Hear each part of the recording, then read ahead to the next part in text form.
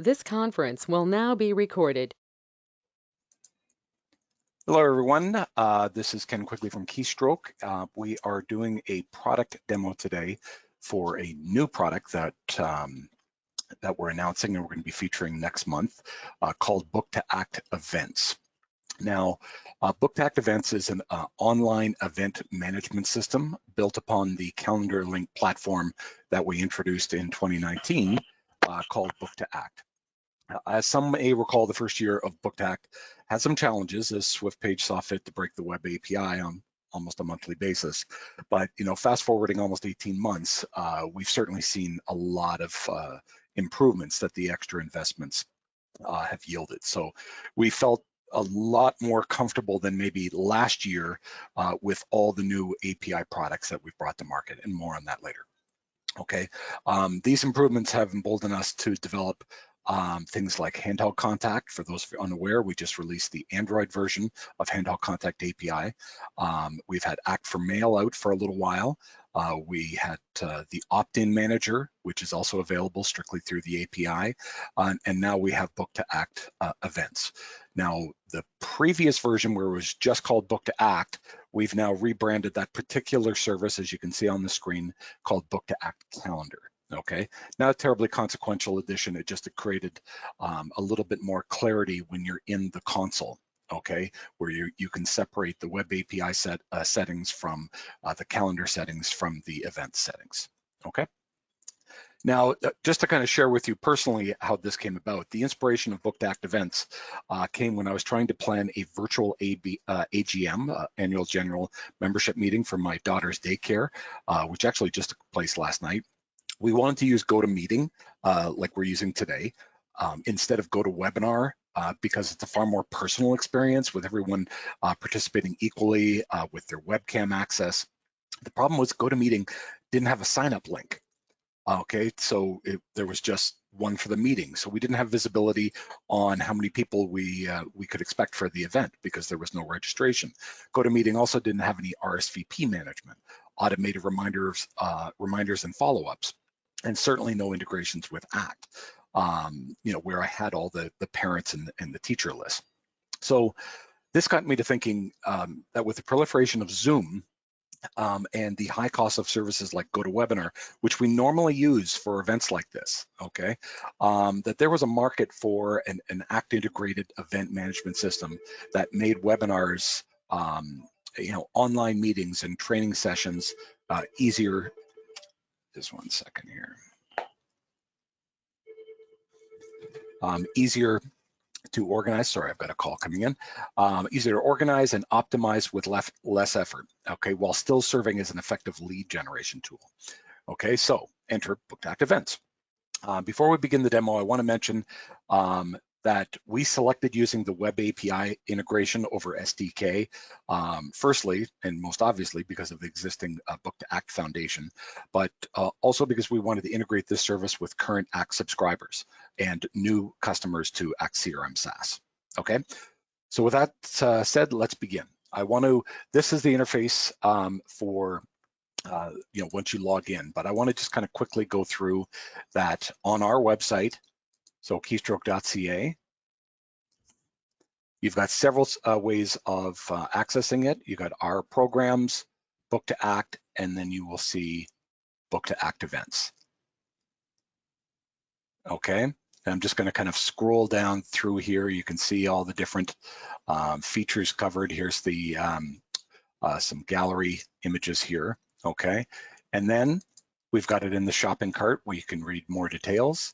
And then the final one is on, let me just go here, go to book2act.com.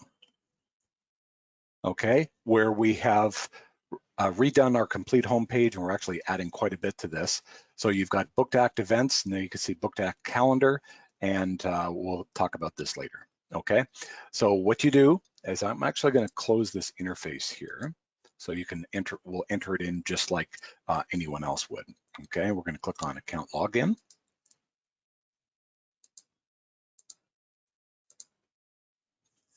Okay, so here you've got the home button. you've got the web API settings. You have to have this set up here in your database, okay, for all the other services, okay, the Book2act calendar and the events and the future forms. Okay, the Book2act calendar settings we're not going to review. Managed subscriptions we'll get to at the end, and then you get events. Okay, now here's the daycare event that we had just last night, and here is the event that is going on right now. Okay, so just scroll down here. Okay, the first thing to know is Book2act events, as I said, is going to be the scheduled November product of the month, meaning it will be debuting on Monday. It's currently not available. It'll be debuting on Monday at 25% off the list price of $79.95. So it's priced exactly like Handheld Contact, but starting Monday, it's going to be closer to $60 for the entire month. That's what we've been doing for quite some time. Is our product of the month is 25% off, and we're debuting it on Monday. And so for the rest of the month, rest of November, it will be closer to $60 and kind of like an early adopter discount as well. The second thing to note is that we have a training webinar on the product of the month, and that's where we're going to schedule. We're going to actually use this demo to schedule that event. Currently, there is nothing scheduled in ACT and no group segmenting for the participants. And for that, I'm actually going to drag over. I've got a remote screen here. Let me just clear this activity. Okay, so everyone could see here, there's November 19th. We'll just go to a quick refresh. There's nothing going on here. And we're gonna go over to groups. Okay, and you can see the Book2act events group. Okay, when the first time you create a group, it will create a parent group called Book2act events, and then the subsequent groups, okay, subgroups. So you can see here that there's nothing, there's just the Austin's test, the today's event, and then yesterday's event. Okay, so I wanted to just bring that.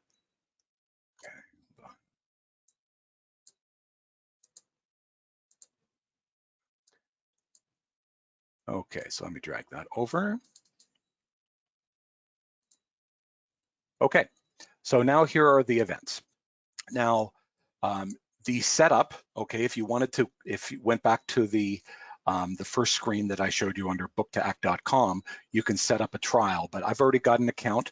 Setting up a trial is extremely easy. The only thing I'm going to mention is that while the calendar service, Book2act events, or Book2act calendar is available for a 2-week trial, the Book2act events is only 3 days. We really want to allow people to kind of see it, but we really don't want them putting it into production right away and, you know, having people set up, let's say there's a quarterly webinar, having them set up a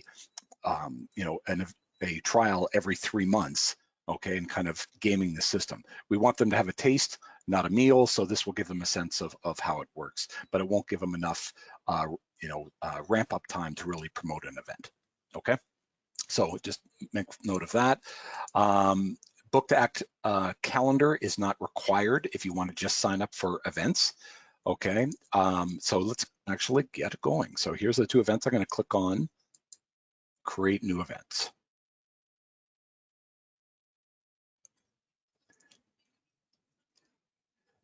Now, at the beginning, it's just going to ask for several small details.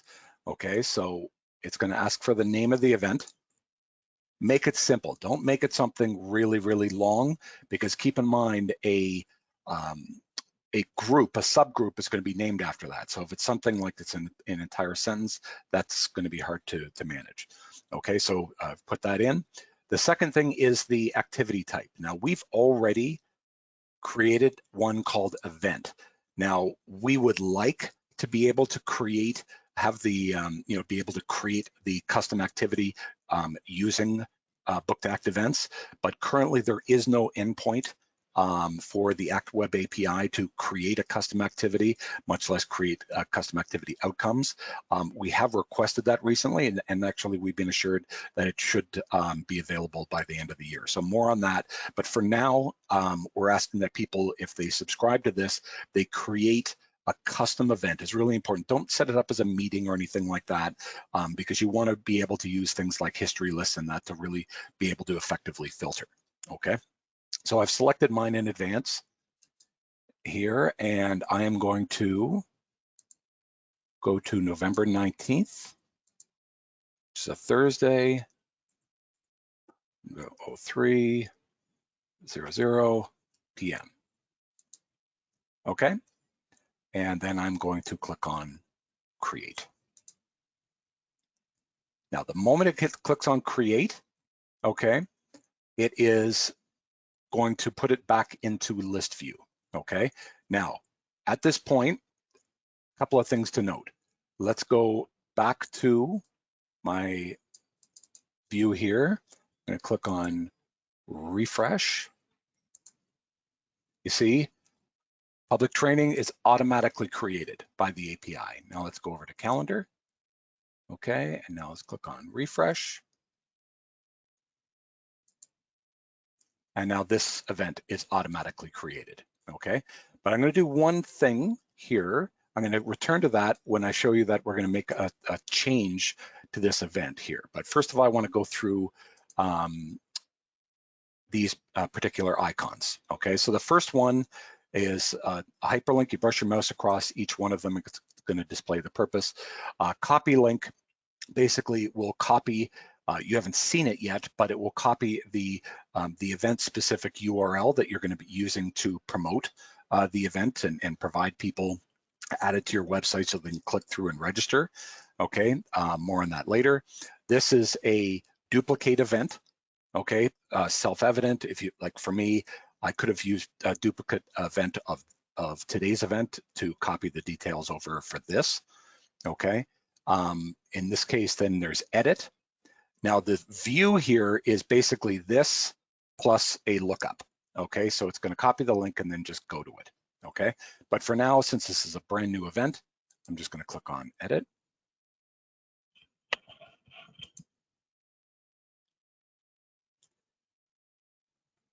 Okay, so inside the screen, obviously you've got save, save and close, cancel and delete submission. Immediately you're going to notice you've got your unique URL. So you can either copy and paste it or just click on the copy button and that will copy it to the clipboard. Now you can see several of the fields that you've already named. Here you put in the event name, you've put in the time, and you've put in the event. However, you've got duration here, and obviously it defaulted to 15, but I'm going to put 60, okay? And I'm gonna click on save, not save and close. And now I'm gonna go back to this. See here. Okay, come on. Okay, it is, let me just see here. Okay, so that is not updating, not sure why. I'll get back to that. It's actually the first time I've not seen that work. Or maybe it's actually saving close afterwards, so I'll double check that. Okay, so then there is a show in document link. So what we wanted to do, now the next three fields I'm going to demonstrate are URLs, okay? So the first one is show a document link. Now this has to be enabled because by default, not everyone's going to need it, okay? But if you have things like documents that you want to share relating to the event, then what you can do is you can share them on services like Dropbox, OneDrive, Google Drive, or whatever. We're not going to get into the business of document storage. So what I'm going to do is I've already created a share and I'm going to paste in this. Okay, now there's a couple of things to note. This link and this link are not revealed as part of the invitation. Okay, these two fields are only shared when someone registers. So it's only sent with the confirmation email. And the reason we did that is the same reason that I explained at the beginning. I wanted to have some sense of the people that were showing up, how many people had a valid email. I didn't want people registering with invalid emails and still getting all the appropriate event details. So these two fields, document link and location, are only sent to people with a valid deliverable email, okay? So the next event, or the next field, is the actual location of the event. So I've got that copied here. So this would be any link that you've got for Zoom or GoToMeeting or GoToWebinar, anything like that, but something that you want to be for people to kind of click through at the last stage, okay, to join the event. The next one is more information. Now, this is useful because currently this memo box does not support, you're going to be putting in a lot of event details, not too much, but some event details, and you don't want to have too much things that require formatting. Right now, we don't have a whole lot of formatting options here. So what we wanted to do in order for you guys to surface clickable links, we put in this more information link. So what I'm going to do is I'm actually going to copy link here, and I'm going to put in one of the links that I showed you guys. Okay, I think it's this one here. Okay, now the next one is, when do you want all the people that have registered, how many hours in advance do you want them sent a reminder? Okay, so I'm going to say that I want, because it's 3 o'clock in the afternoon, I'm going to say 6. Okay, and then the number of days to keep the submissions. I want to be really, really clear here, and I want you to pass this on to your customers. We are, like, anytime you create an event and you get all kinds of signups, there's a lot of email information, names and email informations that are going to be stored. We do not want to be keeping that kind of information on the servers indefinitely. So you've got like between 1 and 99 days to keep. Okay, we'll just put 30 here as the default, and then that is pretty much it. After 30 days, it will clear from the server. And the reason that we've set that, obviously, we want to make sure that we don't run into any privacy issues, but the nature of everything that we've designed with Book2act calendar, Book2act events, and the soon to be released Book2act forms is that even though you're managing everything within the web console and it's doing a lot of the labor for you, all the information is being written to Act. So all the people that participated, the histories of when they signed up, when the event took place, linking to the activity, adding them to groups, all of that has been has already been written to Act. So you really don't need to keep this kind of information. And since it's going to be on our servers, we want to make sure that people have the ability. You can see that you can click on delete submissions at any point. Okay, so what I'm going to do is I'm just going to kind of go over to the events section, and I'm going to scroll here, grab some details, go to our training page, and I'm just going to copy some text in here. Okay, so I've copied in some text. You'll notice here there isn't a toolbar or anything like that. That is something that we're working on, but the technology that we're using has made this a little trickier than expected. Okay, now, so we've got this, and then I'm going to say send a follow-up activity. How many hours after? I'm going to say 24 hours after the activity, and we're just going to say, I'm going to put in thanks for attending. I can edit this later. Okay, now what's really useful about this field is, it kind of ties together the entire suite of products with the Book2act suite of products. So you can put in here, thanks for attending. Please let us know what you thought of the event and include a form in here. Okay, so you've got an actual form in here that will link back and allow people to enter in their feedback, and you would get that in. And then if you'd like to talk to me about the event, you can put in a Book2act calendar link. Okay, that also provides them the ability to follow up with you on the event. So all three of these things are really mutually reinforcing. Okay, now I'm going to select an image. Now this is a event-specific image. It is not pulling it from the Book2act calendar settings or anything else, or the API settings. This is an event-specific image, and I am going to select the calendar here. No, that's calendar. Let's say I'm going to say powered by Book2act here. Okay. Now let's quickly go through. Okay. Oh, I see. Okay, because I didn't have the details thing. I've got all of this in here. It's not like, that's why I didn't update to see. The location field is now here. And now I'm going to click on Save and Close. Okay, so now I'm going to go back here and see how this works. Okay, so now you can see that it is now a full hour.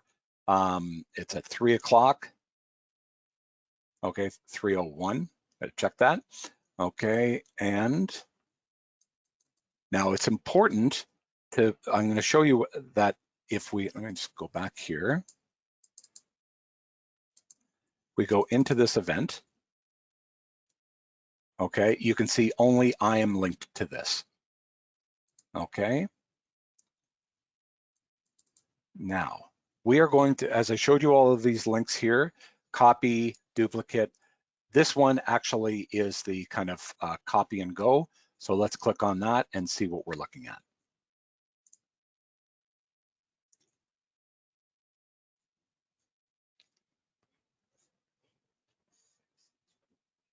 Okay, so now we've got the Book2act logo at the top. You can see here, here's the title, event scheduled for 3 p.m. Okay, Eastern Daylight Savings Time. You'll see you've got a little bold details section, and then you've got the, it does respect things like hard returns and things like that. It just doesn't support bold or in HTML characters or brackets. So that's why you can see here additional information. You're not seeing the location. You're not seeing the document link. Okay, so now it says fill out the information. Now what I'm going to do is I'm going to enter in Chris@keystroke.com, which isn't a valid email. Okay, and then I'm going to put in Chris. Now Huffman. Okay, now Chris@keystroke.com is not a valid email, but I am still, while Chris@keystroke.com won't be deliverable, I will still be copied on it. Okay, so I'm going to click on sign up. Now you're going to notice here, there you've still got the logo, and then you click here, and this will allow you to download an ICS file. Okay, if you're there, download the ICS file so that, you know, even if you get it with a mobile phone or you get it with your Outlook, it will create the event in your calendar. Okay, so that you now have both of it in your calendar. So what I'm going to do is I'm going to show you the email for this event. Okay, so this is what was sent to me, okay, and what also would have been sent to Chris Huffman if this was a valid email, okay? So you've got the logo at the top, you've got the event information, you've got the actual location, the registration link. So whatever link you're using, Zoom, GoToMeeting, GoToWebinar, whatever service, I think there might be Teams services, Skypes, things like that, okay? Then you've got, at the bottom, you've got the more information link, which I told you was included in both the invite and delivered afterwards. And then you've got the additional documents, okay, where you click here, okay, and it shows you the document link. So let's say you had brochures or anything like that that was associated with it, maps, who knows, you'll be able to use that, okay? Now, let's go back to the email. Okay, so here's the email. So now let's see some of the magic that has taken place in ACT.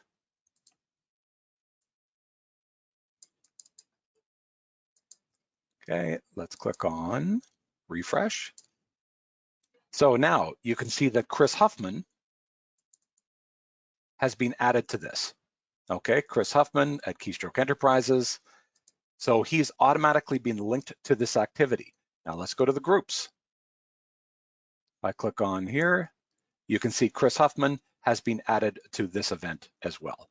Okay, so imagine publishing this on your website, putting in your email signature, adding it to social media, or sending out an email blast, okay, and having people, you know, click and sign it up. So not only are you going to have people that are, you know, linking to it, are being added, linked to it that are existing, okay, but what is really nice is from a lead generation standpoint, if this gets passed on to, you're emailing people, so obviously you're going to have their contact information, but let's say someone forwards it off to someone else not in your database, or let's say someone sees it in a digital space that you're posting it on, like whether it's your website, social media, and they click on it and it's not in your database, then those people will be first added to your database and then linked to the group and then linked to the activity. So it's a really, really strong lead generation tool from that perspective, okay?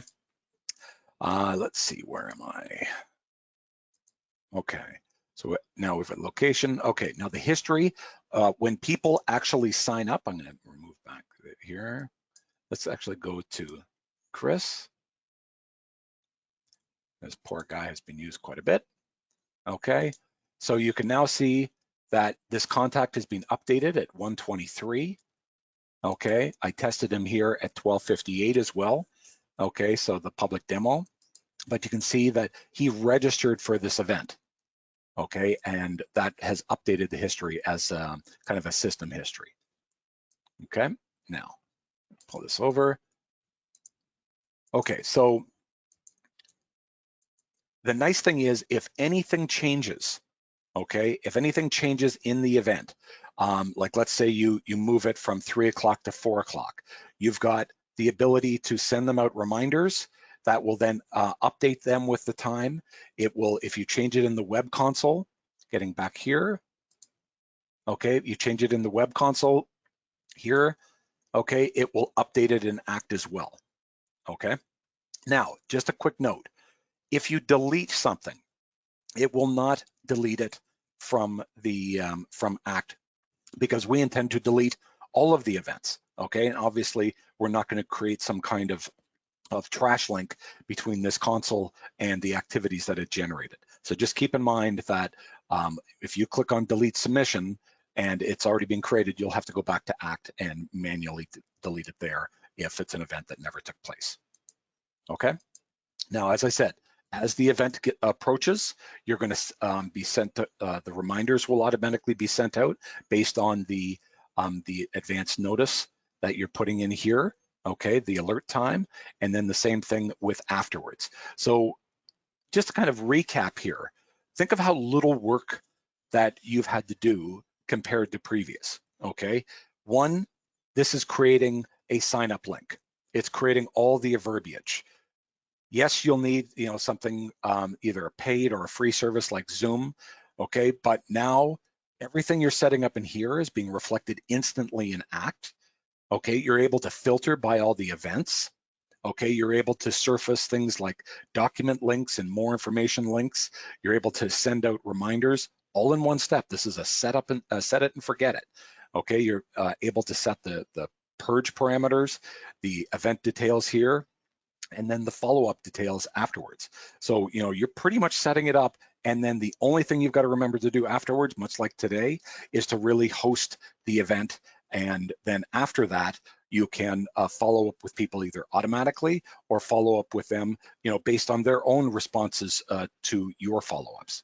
Okay, but as I said, the nice thing about our Book2act family of products is that when you set up this, the follow-up event, you can be asking them to take a survey with the Book2act soon to be released forms. You can ask them to book a time with you if they have any questions with you using the Book2act calendars. So all of these things are meant to mutually reinforce.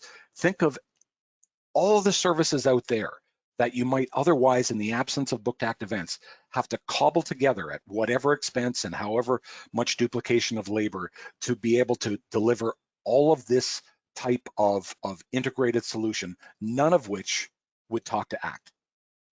So this is why we wanted to bring this to market, because we think of the amount of people that are starting to use, online virtual lunch and learns, the amount of webinars that, both Act consultants, wealth planners, mortgage brokers, real estate agents, any kind of insurance brokers, all of these guys are really engaging with their customers virtually. Okay, and this is really the only way that they can, meet and greet anymore. Now, what we've provided with this is a one-stop solution that allows them to set up an event, okay, and then, email it out, promote it however they want, online, direct email, you name it, and really watch the event populate with interest. And they can just keep going back to ACT, checking the groups, checking the event, and the event service will then even remind people just to kind of maximize the attendance. So there's no steps missed, but no further intervention from you is required until the actual event itself. Okay, so with that, I'm just going to pause and open it up to questions since we're at the 30-minute level. So I'm going to, let's see, I see we've got a few questions here. What happens if there's already a subgroup with the same name? That's pretty unlikely. I mean, obviously you're going to learn some tricks along the way because a Book2act events group is going to be created. If you're going to create the exact same event, I'm going to suggest that you, knowing that the grouping is a major part of this particular service, that you give it a slightly different name. Even incorporate the maybe the month that it's in. Okay. Brian Pearson said, did you say we should create the custom activity called event? That's what we used, and it makes perfect sense, intuitive sense to me. But what my point was that is create a custom activity in advance, because currently we can't do that because there's no endpoint for the API. Okay, we're hoping before the end of the year that will be supported, and then we'll create a little button that says create activity now, and then boom, you're done. Okay, we don't like asking people to go back, but now with the SaaS service and other services, you can do that. Okay. Robert Purdy. How does this resolve on a mobile device? It is responsive. Okay, so everything that we have we've done, we've made sure that works on a tablet, and it stacks up nicely on this. So obviously, we've done some stats, and I think it was in 2019, the stats came back that I think 53% of all websites were consumed through mobile platforms. So obviously, we're not going to ignore that, and we're going to make sure it's responsive. Okay, Brian Pearson, how about integration with event planning custom tables? Interesting question, Brian, and not a bad one at all. We thought about integrating it in with custom tables.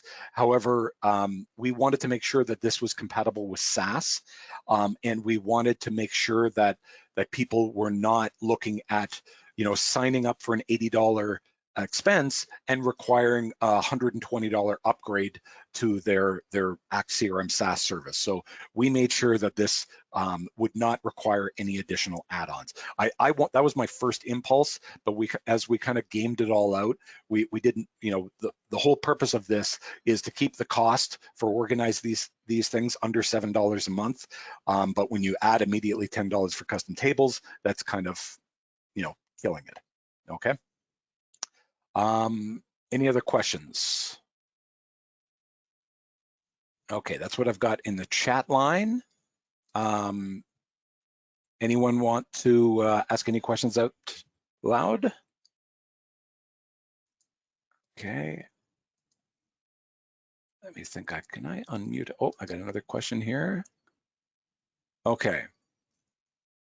What happens if there's already a subgroup? Okay, so like I said, it will be mindful that it's if you overwrite a group, if you type out a name with the exact same, not sure why this is being asked twice, but it's very unlikely that you're going to create duplicate events knowing that this is service. But if you create the exact same name, it's not going to overwrite it. My guess is it's going to supplement it, which means that you're just creating bad data. Okay. Brian Pearson says, understood, maybe an automation to link the event to custom data. Again, obviously with us as the developers of tables for ACT, I wanted to incorporate custom tables, but not at the risk of doubling or tripling the cost of the service. Okay. Okay.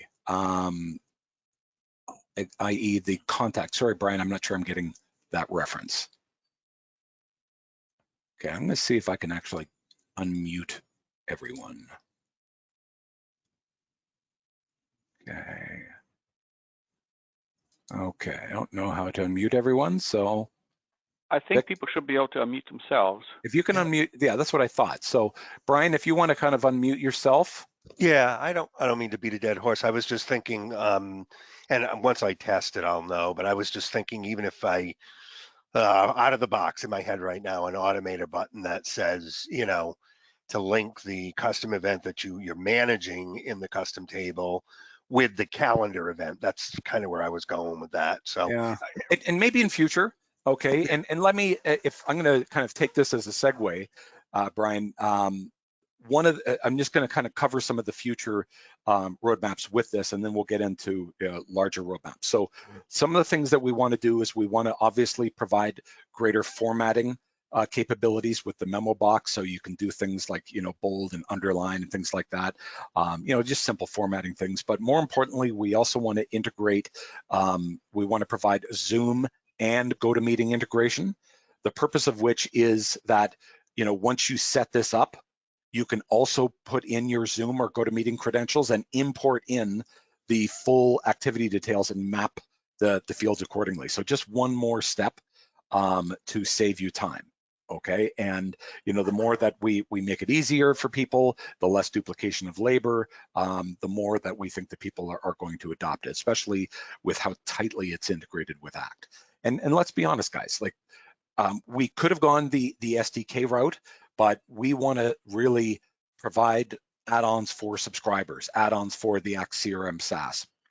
And the more that we provide online tools like this that are available for all the other online CRMs, okay, the less likely we're going to lose customers that are looking for these types of services, forms services, events services, calendar link services. Okay, so we're providing this full product suite of services that we believe all mutually reinforce to provide the same kind of services for the same kind of demographics, the professionals that are hosting these types of lunch and learns, education sessions, online meetings, or in a rarer use case like I had this week, I'm the president of my daughter's daycare, being able to organize an annual general membership meeting, okay, and be able to see everyone and all the different camera tiles. So it was a much more, personal and engaged event, okay, as opposed to, having, just a shared screen and talking throughout the whole thing, okay? Ken, the integration with the calendar was because you have to have both. You want the Book2act calendar, and the Book2act event, and then the forms is the third Book2. Yeah. Is that for custom forms on your website that link to Exactly. the other two? Yeah, so you'll be able, and I'll talk about more on that next month when I've got more to show you. If what I recommend, if you're interested in any of the details, go to our website, click on shop. Actually, what you can do is just go here, Book2act products, and click on forms, and you can kind of go through and read about the details of it. Here's kind of the breakdown of it all. Okay, and that as you kind of think about what you would do in organizing an event, in engaging with people afterwards, soliciting feedback, you're going to realize that all of these things kind of dovetail each other and mutually reinforce each other, and we think are going to provide a really, really nice complement to each other. So much so, I don't mean to sound like the the slap chop guy, and and one more thing, that if any of the subscribers use Book2act forms and Book2act events, they will get the $60 Book2act calendar free of charge as part of the subscription. Perfect. I'm working with a little opera house that puts on 2 or 3 concerts a year, and that's why my questions are focused. Yeah, and like I said, Brian, I've got no issues with you trying to raise and kind of impress the importance of custom tables integration. We went that way initially, but we just realized that is, while that may drive up maybe some table sales, it is more likely to decrease adoption with this service. So I kind of want to come in through the front door and say this is what we're selling, and not trying to backdoor other products. Awesome. Okay. Looks So great. I'll just pause to see if there's any other questions. Please unmute yourself if you've got some questions. I see there's another chat request here.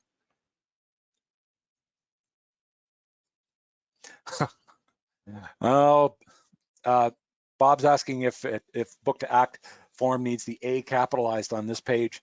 I've got a lot of branding meetings with the new CMO of SwiftPage. I'm going to say right now, no, but who knows? I may be corrected by this time next week. So we'll see.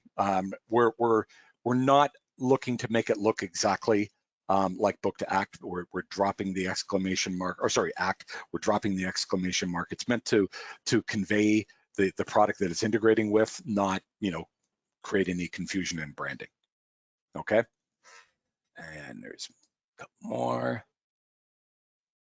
Excellent. Thank you for the feedback. Bob,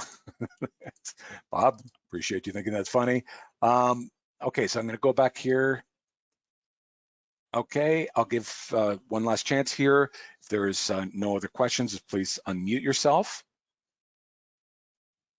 Okay, so I want to respect everyone's time, and I want to just kind of wrap up with what we've got coming. So the Book2act events is going to be launched on Monday. Okay, so as the product of the month, so it's normally $79.95, exactly like Cantel Contact, but it's going to be 25% off as a as the early adopter and product of the month for November. Okay, and so make sure that people can sign up to get that that discount. Book2act forms, we expect to have in beta by mid-November, and we hope to be releasing it in the second half of November. So, you know, obviously based on the feedback, there's no fixed release date. Based on the feedback, that will drive the release date. I mean, to be honest, events probably took 1 or 2 weeks longer than was expected, but, you know, that had as much to do with me as well. I kept wanting to add things like the document links, the event reminders, the follow-ups, and like all of these things. As I started, you know, putting it into production, I realized all the additional features that were required to really deliver a complete event management solution. Okay. One of the other things that we're hoping to get done in November is finalizing the debugging. We've got Book2act Calendar Teams Edition available, but we're just kind of grappling with some time zone issues.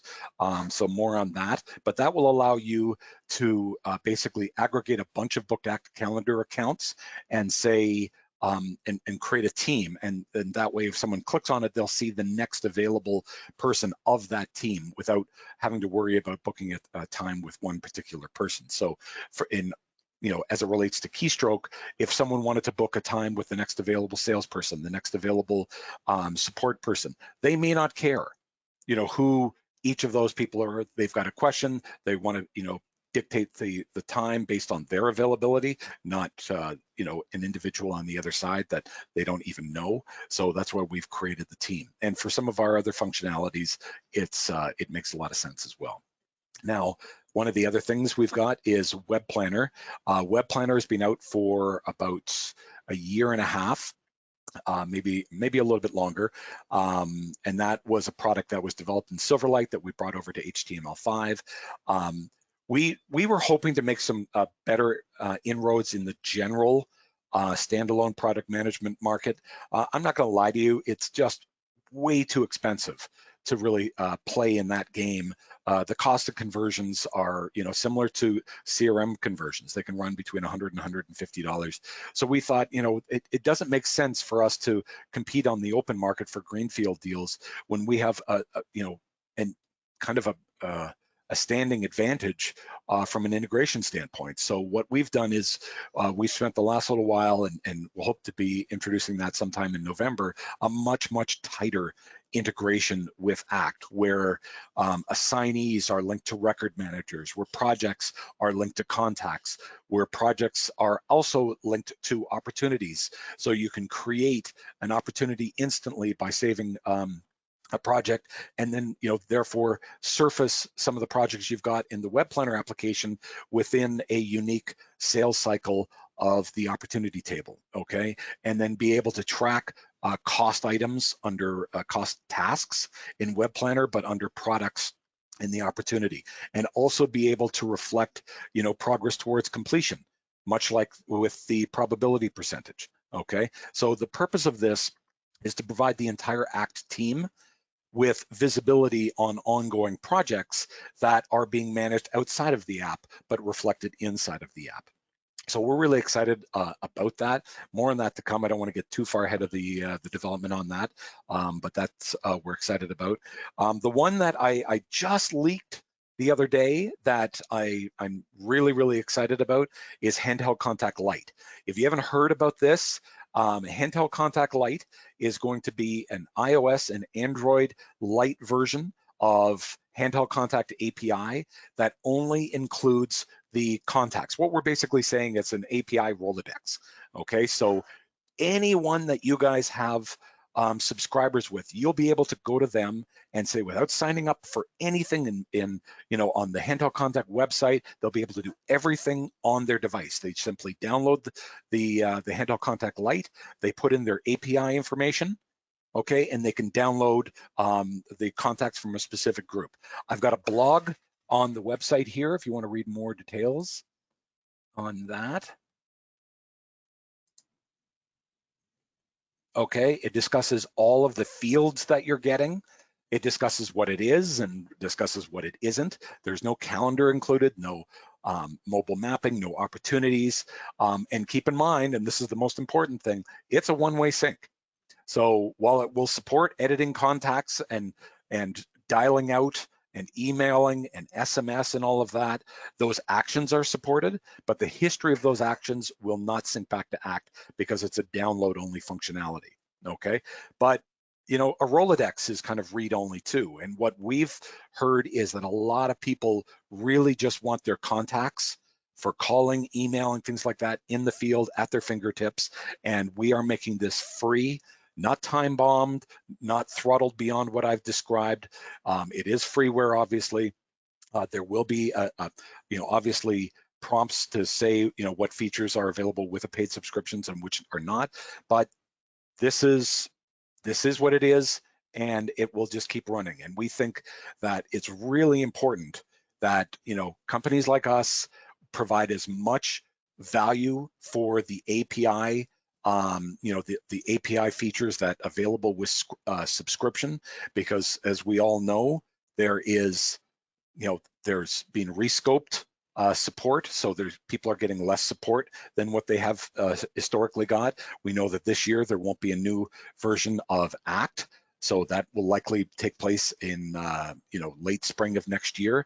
So there's going to be a lot of people that we're looking at over the next 6 months that may be questioning the value of subscription. So if you're wondering why we're investing so heavily in the forums, is we want to provide people the ability to take advantage of this one, undeniable feature of subscription, which is the web API access. So you can go to them and say, here is your contact list, here is your Rolodex of all the contacts that you want on your device, no questions asked. You're able to download and update them every week if you like. Okay, so if you're worried there's all kinds of changes, you can download them. Everyone knows how fast the download is. You can get thousands and thousands of contacts in minutes. Okay, we've seen up to 3,000 per minute. So you can get 10,000, okay, in a matter of 2, 3, 4 minutes.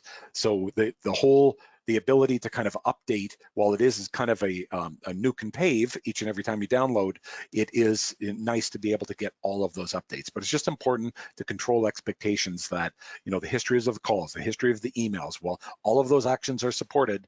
The history of those events will be overwritten the next time that they do a download.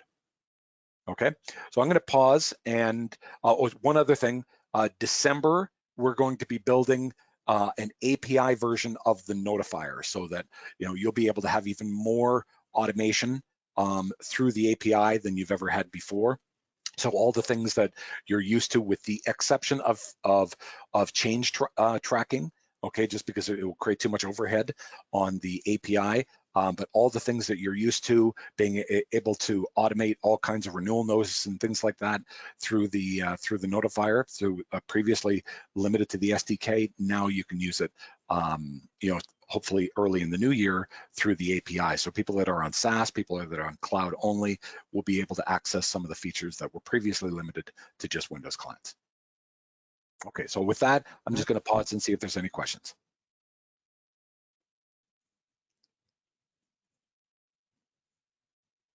Okay, so I think we've answered most of the questions.